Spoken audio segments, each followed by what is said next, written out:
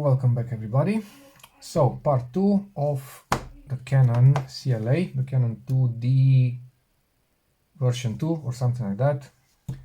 Last time I got this little sucker back in the correct position and the shutter started working again until one of the ribbons snapped. Probably we'll see what happened quite soon. Alright, so in order to access the curtains, I will need to remove certain parts. So on one hand, I will have to remove pretty much everything that is in this area, so everything that's related to setting the shutter speeds, and on the other hand, I will need to remove pretty much everything that's on the bottom of the camera. So on the bottom of the camera, let's see what we have. Usually in the Zorkis, at least in the early Zorkis, I start at the top because there's pretty much nothing on the bottom. As they moved forward and came up with the Zorki 4, Zorki 5, even Zorki 3, and pretty much all the feds except Fed 1 and Fed 2 stuff started to appear on the bottom plate. So all sorts of improvised, or they would probably call it updated or improved version of the original design, such as curtain breaks and flash sinks and stuff like that. All right, so what do we have on the bottom plate? Well, first of all, we have this flat spring that is what is pushing back on the shutter button, on the second curtain latch, and basically that's it in this camera. In the cameras that have a self-timer, at least on the Soviet cameras, this flat spring also pushes back on the pin that is part of the self-timer mechanism. All right, so this will go first.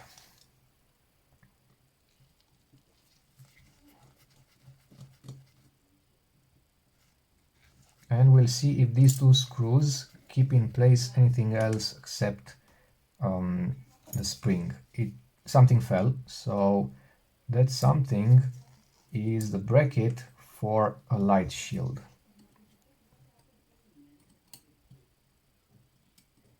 Now each of these screws has its own washer. This is the spring plate, this is the bracket, and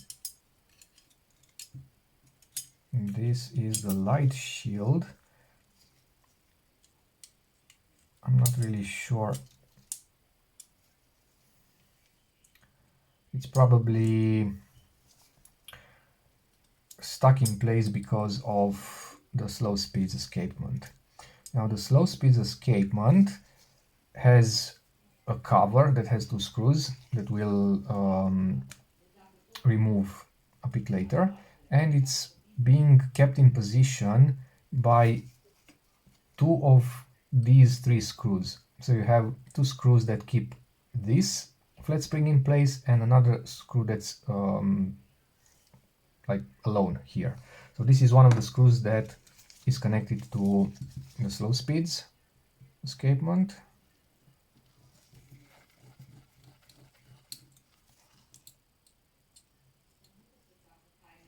Alright, and it's a shorter screw than the other two. And there's another one that's obviously this one, because the other one has no correspondent on the other side. And this is that escapement. And it's basically a copy of the Leica one. And now I can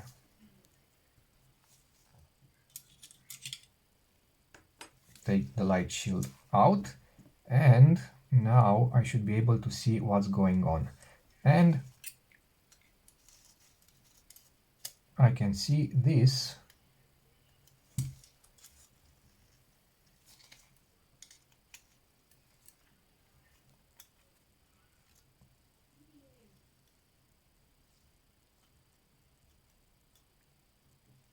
So this ribbon should have been attached to this roller. Now on the roller there is ribbon material. So that means that this one snapped, although it is very clean. So it's like a clean cut, and that makes me believe that it, hard to tell, but I think it did snap here. Now if I would be able to actually route it back,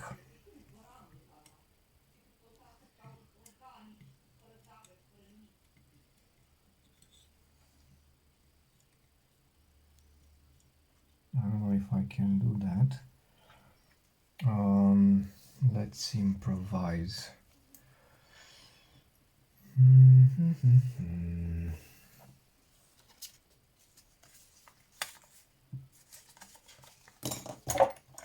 This is a backing paper of 120 film. I will cut a strip. Now I saved this backing paper, like just a small segue, because I was curious to see what thickness it has. Now this caliper is not precise enough to measure, but I would say it's somewhere like, I don't know, 0.1, 0.12, something like that of millimeters. This one will tell me it's 0.1, but it could be anywhere from 0.05 to 0. I don't know, 1/8. And I saved it to make shims for the adjustment of the working distance, because it's I don't know, appropriate. It looks like an appropriate kind of material. And what I want to do is stick this and kind of make it go under the roller.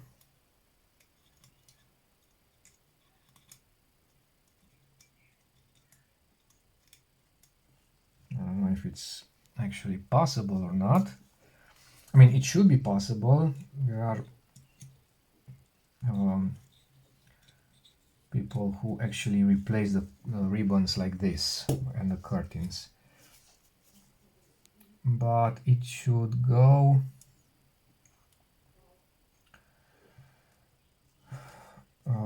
under the roller, and the crate has a quite sharp corner, so this little piece of paper is not strong enough to actually make the bend.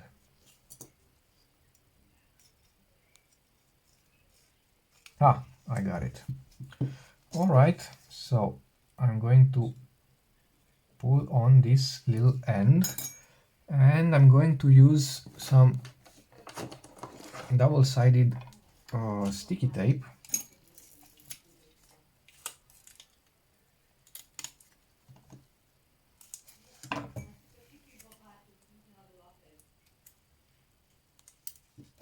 All right, to stick the ribbon to this piece of paper.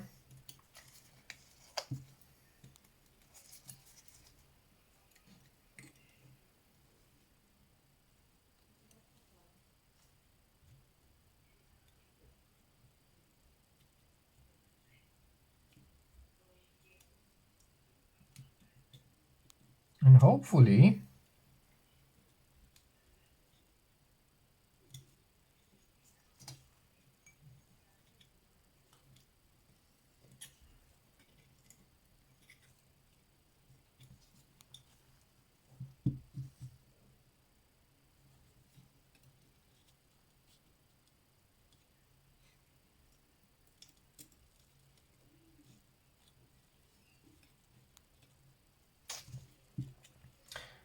Yeah, it's not going well because this is very friable or breakable. See, I'm already losing another piece. So that ribbon needs to go. Okay, that means our disassembly procedures will go further.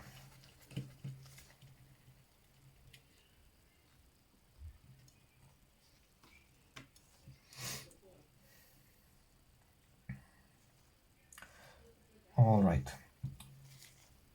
I will also remove this bracket. So this is the bracket that keeps the bottom plate on. The latch or the lock of the bottom plate engages underneath this bracket, and for convenience I will remove it because it's a lot easier to access the adjusters with this out of the way. Okay, these are the adjusters. Now because obviously the Japanese and the German manufacturers are governed by finesse, not sheer power or brute force like the Soviets, all these little pieces are extremely delicate and small. So the the ends of the shafts are super small, and also these gears are very small. Now, since I cannot test anything regarding the shutter at this point, I will not be interested in what tension, what original tension the curtains had. So I will simply untension them. So to do that, I will simply remove this. So this little piece is what keeps these two gears in place. So it won't allow them to spin. If I pull on it this way, they should spin and release the tension, in theory. Let's see. Oh well, nothing happens. Oh, this is interesting. So each half can be individually moved. Okay. Or maybe they used a bit of glue, like this one. This is some shellac glue that I will also need to address. Now shellac glue dissolves in alcohol, so drop a little bit of alcohol and let it do its thing. And for these I will try to release the tension manually, and to do that you need to turn on the central shaft counterclockwise. That's the motion that you use to tension the springs, but you do that so the outer bushes or the outer locking nuts become free, and they can be rotated clockwise to unscrew. And I will have to be very careful. Oh, okay, that was easy. In case they are glued in place, if you force them, most likely they will be stripped. Okay, so a little bit of counterclockwise motion to increase the tension, and then this should be able to rotate. Unfortunately, it's so small, and I would probably need to use a special tool that I don't have, but with a little bit of care I can do it like this. So one blade screwdriver in the slot, and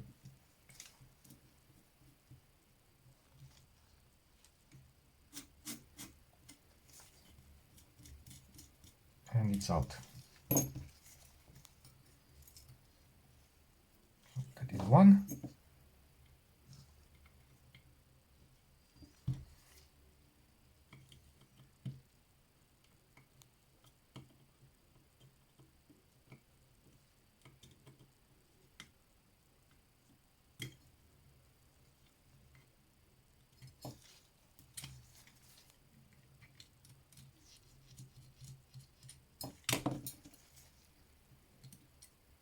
this is the other.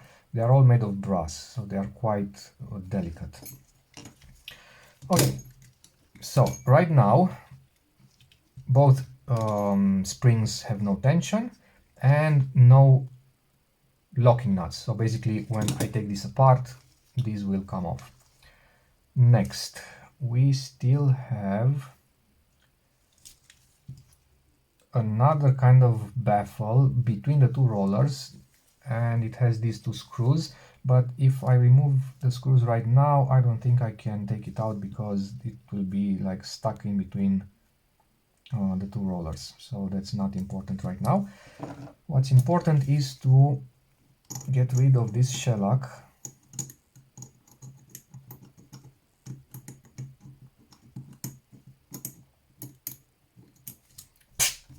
All right, now as I said, this thing has a pin. The pin will need to engage this, no, the other one, this spring, flat spring, in order to do its thing. So I will replace this little piece in the correct position after the camera has been put back together in the cocked state of the shutter. Let's see if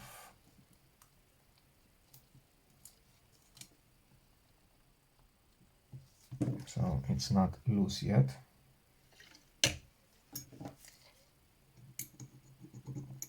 Since it has this dab of shellac glue, I am inclined to believe there is no indexation points on the shaft. Usually on the Soviet cameras the shaft has a square profile and this gear has also a square hole, so they kind of go in only 4 different positions, and you don't need to over tighten the screw because it's not being it's not able to rotate. But in this case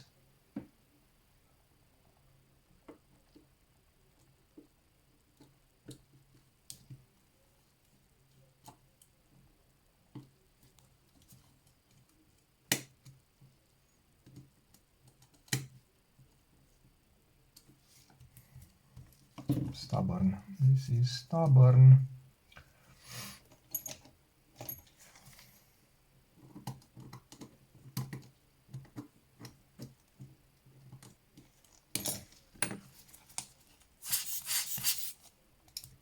I'm not 100% sure if it's right hand threaded or left hand threaded, so I don't want to force it. I just leave it alone and move on the upper part until the alcohol can dissolve a bit more. Now on the upper part, the first thing that I should remove is this. In order to remove this rod, I need to remove a certain number of little pieces from here. So one is this upper locking nut, and you will need a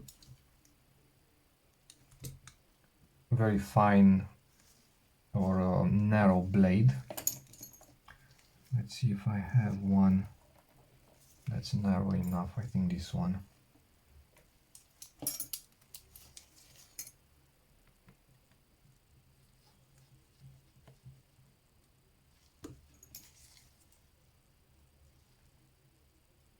Okay, then you have a spring.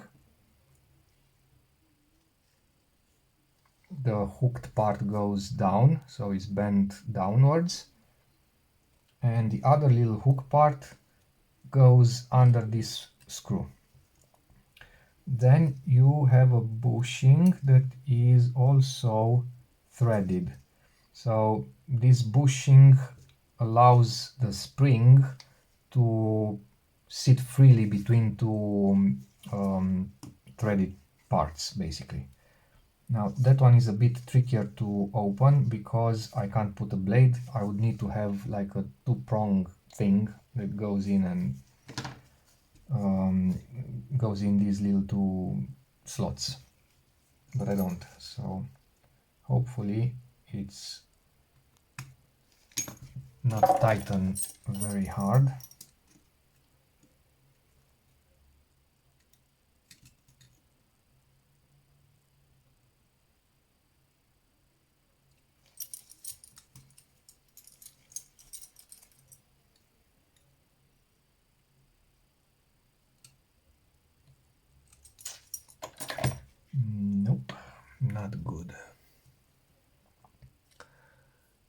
could use the spanner, but I'm not really sure the tips are fine enough. They could work.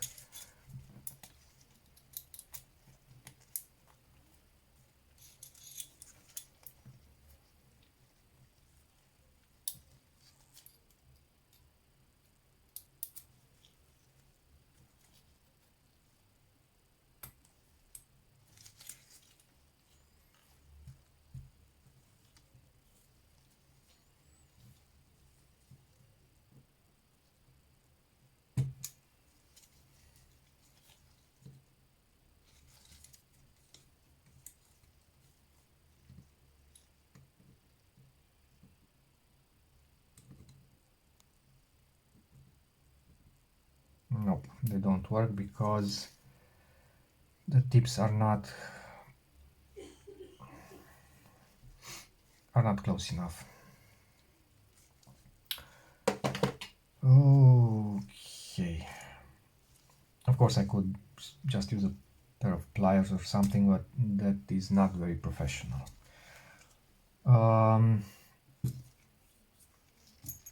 I could also use the widest bit that I have, meaning this one, and actually cut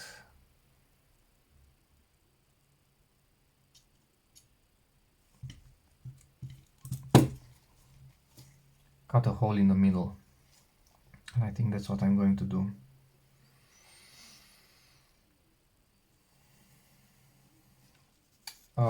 Yeah, so when working on these cameras,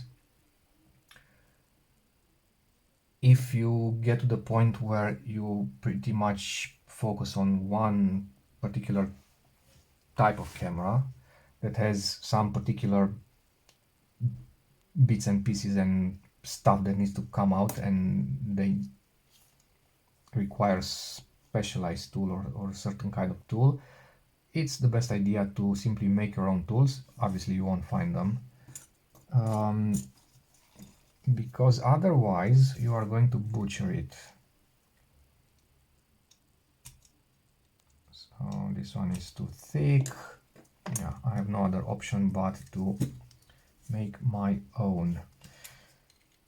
But before doing that, I will use it to remove, for instance, this screw that it's obviously a bigger one, so I don't have to use a blade that is too short, and strip the screw. Okay, so screw, one spring, and this thing comes out. This is the thing that actually trips the second curtain ledge and moves it out of the way, releasing the second curtain. And then the control disc has a screw here, and there's also a screw here that keeps this spring that pushes down on the ledge. So this one goes.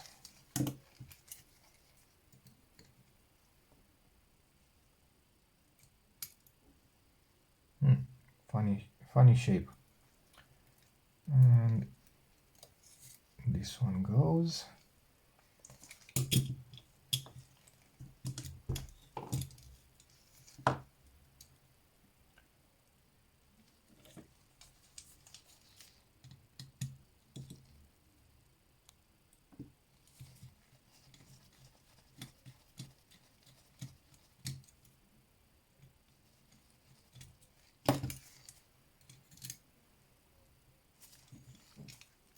Okay, and then this should be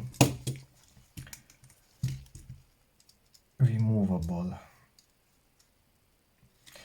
Okay, now when you have to remove something like this, in the Zorkis or the Soviet cameras in general, they are quite easily removable. So you simply poke something underneath it and pry it up. In the Leicas, I've had three at least that were so closely fit together that I had to make my own tool to remove this, like a press for bushings in cars. So what I will try first is to pry it up. So I'm going to put the two tips of the tweezers underneath it, and thank God it worked. If not, I could have used this. I think I maybe did a video on this little guy. So this is basically a press that uses these two washers that go, and it's adjustable for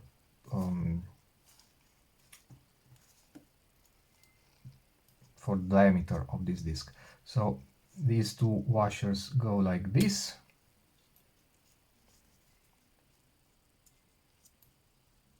something like this, and then I have another screw that goes through this hole, and when I'm turning this screw it will pull. Basically the screw, I'm a bit tired today, please excuse me, the screw will push down on the shaft, and the two washers that act like hooks pull up on the disc. So basically the forces counteract and become zero. Otherwise, by prying left and right and left and right, you risk deforming the shaft or deforming the disc. I've had my share of experience with this, and that's why I made that little contraption. It works. It's super basic and unrefined, but it works, so that's all that matters. Okay, so right now I should be able to simply remove the two halves, and I guess I could do that and ignore this little locking nut, at least for now. Okay, so I would have to remove this screw and this screw and this screw and this screw, and hopefully that will be enough.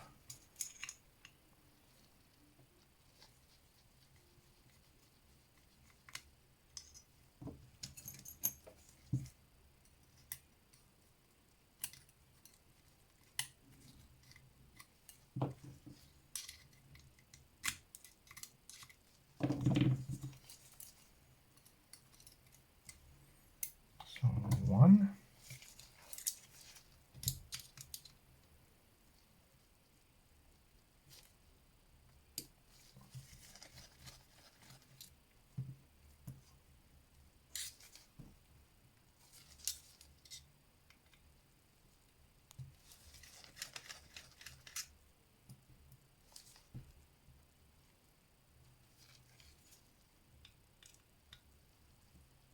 and four. Okay, so basically right now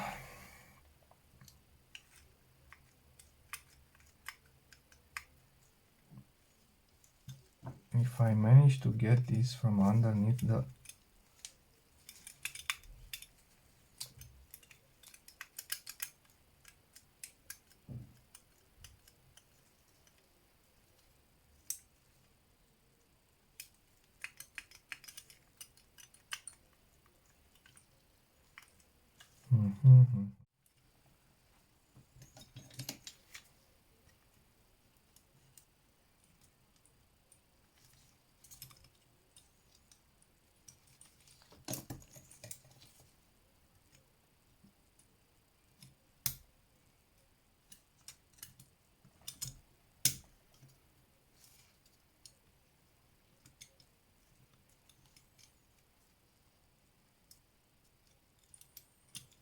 Okay, so what I had to do was to kind of take this way.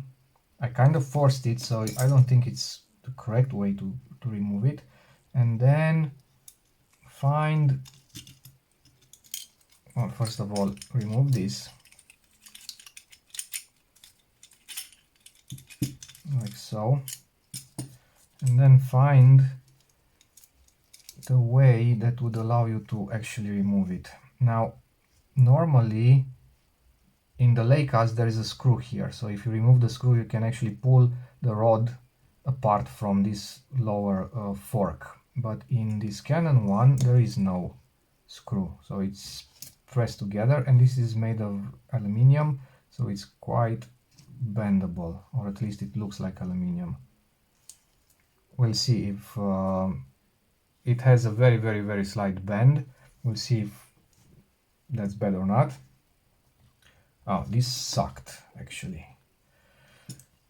Okay, and now you are left with the advanced mechanism, which is quite clean, but this looks like the regular Leica design, so it's easy to take apart, clean it even more, and put back together. You can remove the entire rangefinder assembly. You can remove this. It has a screw, and the two pieces, they will unscrew to actually clean and lubricate the bushing inside, but it spins quite nicely, so I don't think I'm going to do that. Sometimes less is more. The more you try to take it apart, the more you risk to actually mess it up, basically. And now I have access to the rollers. I can take out this little guy.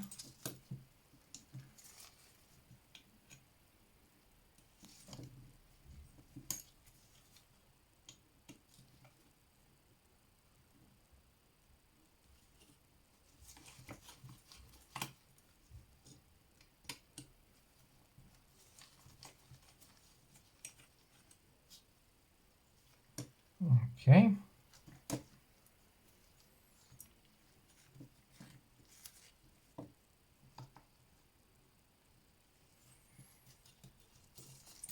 And all that I need to remove now is this roller. So the only thing that's stopping me is that bottom screw. Now I will have to be careful. Okay, so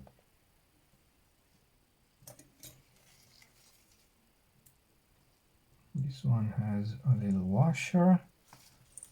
Probably there's also a washer here. Yes, two washers.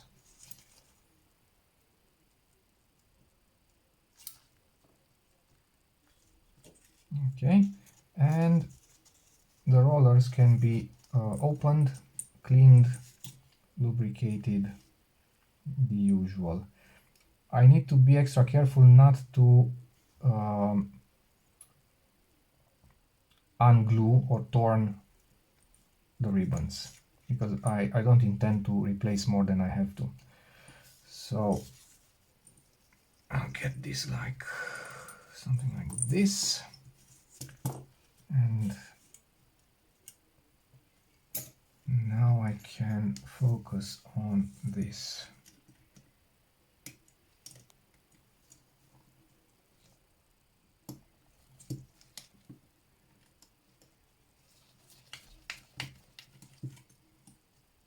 So there's the screw, and there's this little piece. It does have the square profile, so it will be an easy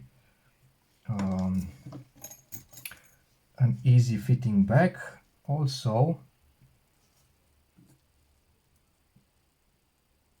those two are between the shaft and that piece. Okay, this one comes out. Watch for more shims.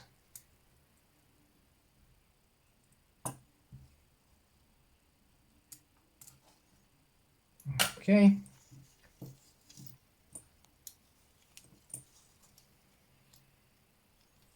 And if we want to be very dedicated to our mission, we can also try to unscrew this guy.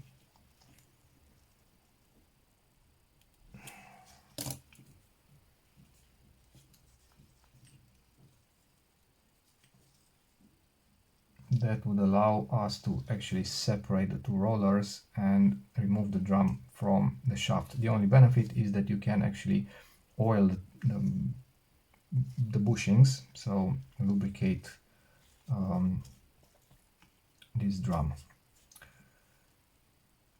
But it seems quite stubborn. Let me see if I can get this bigger screwdriver in.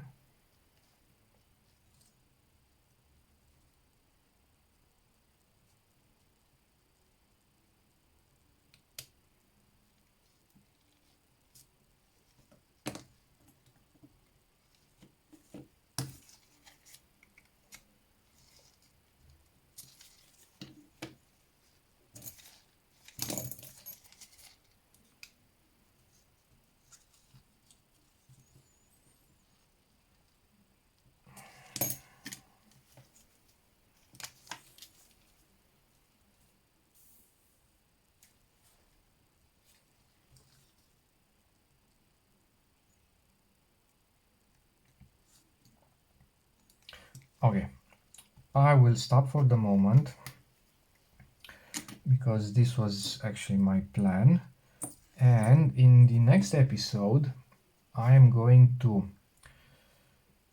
try again to remove the lower roller. Now for the time being I'm dropping alcohol and lighter fluid through this hole on the screw, hoping that it will loosen it up. Then I will need to open these, and for that I'm going to use some flexi clamps, both for this one and for this one. Hopefully that will work with no problems. And remove the broken ribbon. Now in order to remove the broken ribbon and obviously clean this mess, maybe remove this lower, actually not maybe, but certainly remove this roller, this lower gear and lubricate it. Although removing it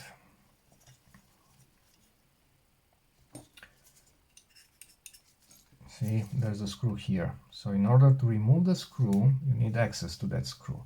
And that means that you need to separate the bottom plate from the rest of the crate. And that means 1, 2, 3, 4, 5 screws. 5 screws. And these two will separate. I'm not really sure I want to do that. We'll see. We will see. Also, fun fact, or interesting fact about this Canon, maybe because it's a Canon 2, so it's an earlier model, it has no brake for the second curtain. So normally this, so the roller of the second curtain would have a gear on the bottom, and that gear would somehow mesh with the slow speed escapement and slow things down. On the Leotex cameras, or at least on the Leotex K that I worked on, they used a different design that kind of used a single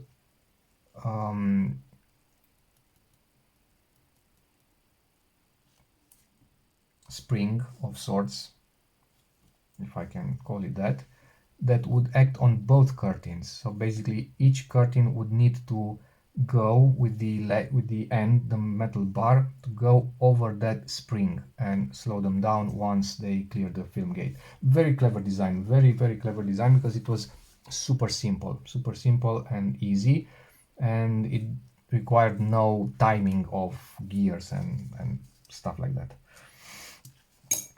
Okay, let's apply a little more of this. And I'll let it soak. Hopefully I can remove it later. Okay, so next part will be about removing this, replacing this, making sure everything is square, and then getting everything back together. The cleaning part, I will skip that because it's boring. Maybe I'm gonna make another part about taking this apart and cleaning it up, although nothing spectacular here. It's basic design. It's pretty much the same as on the Zorkis, except maybe for the fact that this is not removable. So in order to remove it, you need to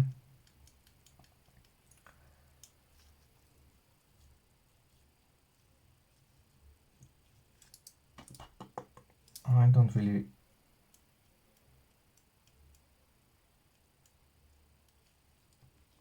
I'm not really sure.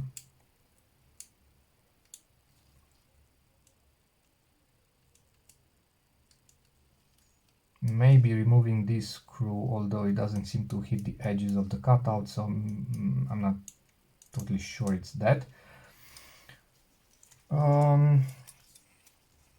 But the advance is quite smooth, so I could probably get away with at least this part. I can take this one out, I can take that gear out, I can take this one out.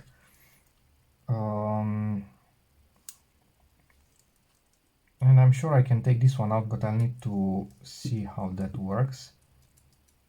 Because, yeah, I'm not really sure yet how it's done. Anyway, yeah, that was it for today. I'm sorry for me being all over the place and not really coherent. I'm quite tired. Hopefully the next episode will be more fluent. Thank you for watching. I will see you next time. Bye.